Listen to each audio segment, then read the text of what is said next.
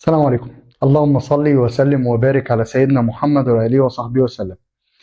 هنعمل النهاردة حلقة جديدة من سلسلة التهاب الأعذار أو مرض التهاب الأعذار أو مرض الفشل، أو إزاي نتغلب على الفشل، أو إزاي نتغلب على العذر اللي إحنا بنحطه لما نكون مش عارفين نتحرك أو مش عارفين نتقدم لقدام أو مش عارفين ننجح. طيب، العذر بتاع النهاردة هو صحتي مش كويسة. صحتي مش كويسة ده بيستخدم بآلاف الأشكال عند ناس كتير. الناس اللي معرفتش توصل للي هي عايزاه، الناس اللي معرفتش تنجح، الناس اللي معرفتش تتقبل مسؤولية أكتر، الناس اللي معرفتش تعيش الحياة. ملايين من البشر بيعانوا من عذر صحتي مش كويسة، وبيعتبروا إن ده عذر شرعي. طيب، أنا عايزك تاخد لحظة كده وتفكر في الناس الناجحة اللي أنت تعرفها، والناس دي اللي أنت عارف إن هم ما بيستخدموش العذر ده خالص. طيب، في كلمة كده هقولها هنحتاجها في آخر الحلقة: السلوك الجيد والسلوك الغير جيد. طيب، النهاردة هندي أمثلة أكتر ما هنتكلم، أمثلة لناس ممكن تاخد الصحة عذر وبتاخدش، وناس بتاخد إن الصحة عذر وبيعيشوا في الفكرة دي. طيب، أنا كنت بتكلم في فيديو قبل كده عن الموضوع ده، وبعدين قابلت حد فقال لي: يا دكتور، الكلام اللي حضرتك بتقوله على موضوع النجاح والفشل والأعذار والنجاح والكلام ده كله مش هيمشي معايا. ليه يا سيدي مش هيمشي معاك؟ عشان أنا عندي مشكلة صحية. إيه المشكلة الصحية اللي عندك؟ أنا عندي مشكلة معينة في القلب، أنا تعبان تعب في القلب. طيب، كشفت ده انا رحت لاربع دكاتره والاربعه ما عرفوش يوصلوا لحاجه، وقالوا لي الموضوع صعب. قلت له: بغض النظر عن ان اربع دكاتره يعني معناهم ان الاربعه ما وصلوش لحاجه. قلت له: طيب، احنا في ثلاث حاجات لازم نعملهم او نحطهم في دماغنا. اول حاجه ان انت لازم تشوف، مش انا لا، ولا قلت له هكشف عليك انا لا، لازم تشوف احسن دكتور قلب ونكشف عنده. والتشخيص اللي هيقوله ايا كان في حاجه او ما فيش حاجه هنعتبره تشخيص نهائي، لان كده احنا وصلنا لان انت فعلا ما عندكش حاجه او انت عندك حاجه.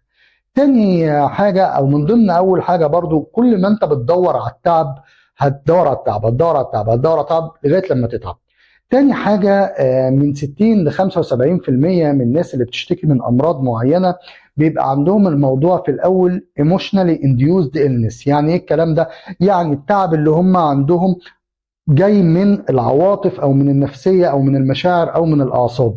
واحد متعصب، واحد متوتر، واحد خايف، واحد حاسس ان هو مش هينجح، مشدود، ايا كان، يبتدي يتشد قوي، ياثر على القولون العصبي، يسرع ضربات القلب، يعلي الضغط او يوطي الضغط او يجيب سكر.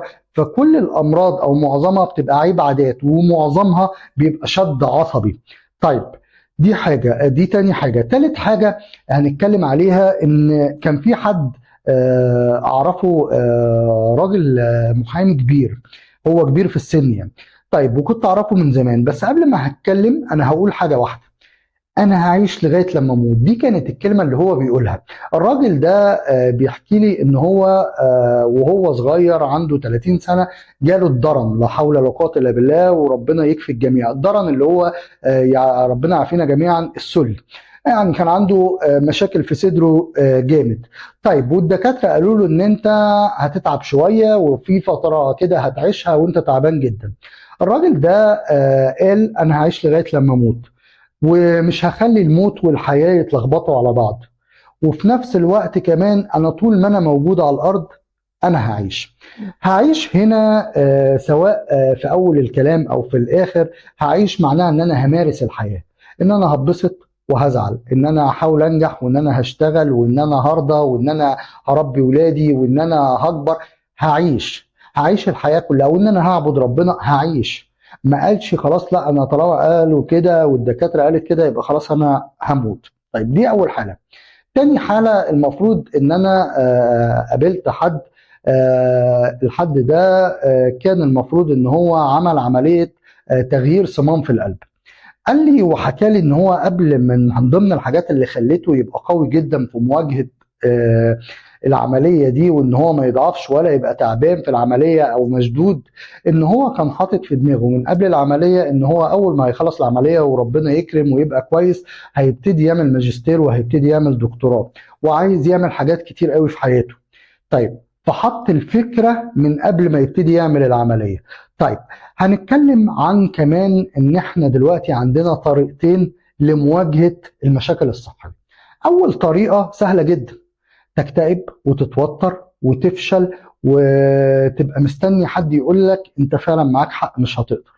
وتاني حاجة ان انت تعمل زي الراجل اللي كان داخل عملية تغيير صمام وهو متفائل جدا وهو حاطط في دماغه انه عنده خطة ان هو يعمل ماجستير ودكتوراه وانه يعمل حاجات كتير. طيب كان في واحد برضو اعرفه هو بطل بينج بونج. طيب الراجل ده عنده دراع واحد، ما عندوش دراعين، عنده دراع واحد. ففي مرة كده يعني بنهزر وبنتكلم، فاتكلمت معاه قلت له انت ما لقيتش لعبة غير دي؟ قال لي بص انا عندي دراع واحد، ايه المشكله ان انا ما عنديش دراع التاني؟ طبعا دراعين افضل من دراع، بس انا روحي عاليه جدا والحمد لله وانا مبسوط. وقال لي بقى حاجه مهمه جدا ودي اللي انا قلتها في الاول، قال لي دراع واحد مع سلوك جيد افضل من دراعين مع سلوك خاطئ. يعني فكره ان انت تبقى مفكر ان انت هتقدر حتى لو انت عندك دراع واحد وانت مآمن بربنا وعارف ان انت بتعمل اللي عليك، هيبقى احسن من يبقى عندك دراعين وانت عارف ان انت كده كده مش هتفرق وان انت كده كده هتخسر وان مفيش حاجة هتتغير. طيب نيجي بقى لأهم حاجة اتكلمنا عليها في الفيديو اللي فات او في الحلقة اللي فاتت، التطعيم. ازاي نطعم نفسنا ضد الاعذار او التهاب الاعذار. طيب احنا هنطعم نفسنا النهارده ضد المشاكل الصحيه او ضد عذر انا صحتي تعباني. اول حاجه انت لازم ترفض تتكلم عن الصحه، ارفض خالص فكره ان انت تفكر او تتكلم عن صحتك، ان انت تقول انا تعبان انا كذا انا كذا. انت بتكسب تعاطف ممكن وانت بتقول انا تعبان، بس بتخسر احترام. طيب وفي نفس الوقت ان اللي قدامك يعرف ان انت تعبان ده مش هيفيدك في رحلتك او في مستقبلك. طيب تاني حاجة ارفض وابعد عن التوتر اللي بيحصل لما تقول انت تعبان او تتكلم عن صحتك. ارفض التوتر ده، ان انت تفضل طول الوقت اصلا انا تعبان، اصلا انا مشدود، اصلا انا تعبان، اصلا انا خايف لما وانا بعمل اتعب. ارفض الكلام ده. تالت حاجة احمد ربنا على الوضع اللي انت فيه دلوقتي، انت احسن من غيرك كتير ايا كان. حتى لو كنت فعلا تعبان، حتى لو كان عندك ضغط عندك سكر، احمد ربنا. في ناس ما عندهاش دراع، في واحد ممكن يقول انا نفسي اركب عربيه وغيره راكب عجله، واحد يقول انا نفسي اركب عجله وغيره بيمشي، واحد يقول انا نفسي امشي ويشوف واحد ما عندوش رجلين او ماشي بعكاز. فاحمد ربنا عامه. واللي ماشي بعكاز هو فكره ان هو بيحاول وبيتعب عشان هو عايز ياكل عيش. ما تستقلش منه، بس بص له واتعلم. اتعلم ان هو على الرغم ان هو عنده حاجه تعبان بس هو بيحاول. رابع حاجه ولازم تحطها في دماغك، ان انت تفكر ان انت هتعيش الحياه دلوقتي باراده ربنا زي ما ربنا عايزها، وتحمد ربنا وترضى احسن ما ربنا يبتليك بحاجه اصعب وما تبقاش عارف تعيش. اشوفكم على خير، وصلى اللهم على سيدنا محمد وعلى اله وصحبه وسلم.